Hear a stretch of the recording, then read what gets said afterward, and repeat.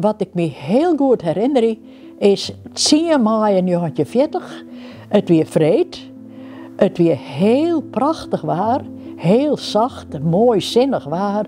En op een vastrit in Frankrijk, dat ik geboren was, daar stonden al die groepjes, die stonden daar maar te praten. Ik dacht, dat weer net gewoon. Nou, en toen bleek de oorlog weer uitbrutsen.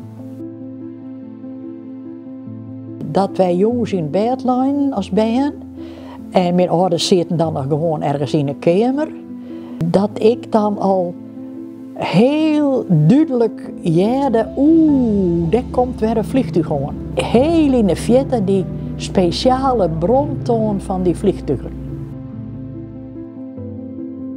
Er moet iets wezen om aan te jan dat je muilkoor feest vieren kennen, maar dat je ik muilkoor dingen dwang kennen die belangrijk zijn voor de hele gemeenschap. En net alleen nog maar, wat leuk om feest te vieren. Die feestrok heeft uiteindelijk een hele belangrijke betekenis gekregen. Als monument kun je haast wel zeggen voor het feestelijke van de bevrijding. Daar winnen toen mensen die zijn, het had ik een achtergrond van samen iets ondernemen ten bate van iedereen. Zo is toen het plan ontstaan.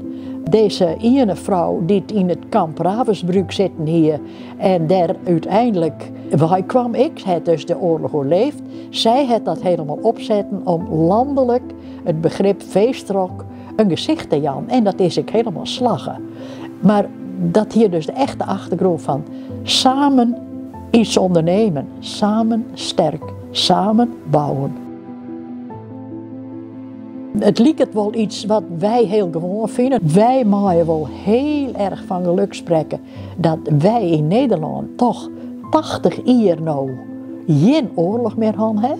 Daar mag je eigenlijk alle dagen nog wel dankbaar voor wezen. Want oorlog is natuurlijk iets vreselijks. En het zal ik wel nooit zo wezen dat er nergens in de wereld meer een oorlog is. Maar dat je dankbaar wezen mag en het uiterste doen hadden om de vrijheid in stand te houden. Ook al lijkt dat soms haast onmogelijk, dat mag je toch altijd weer proberen, met elkaar. En die is dus al 80 jaar beëindigen. Dat is heel bijzonder.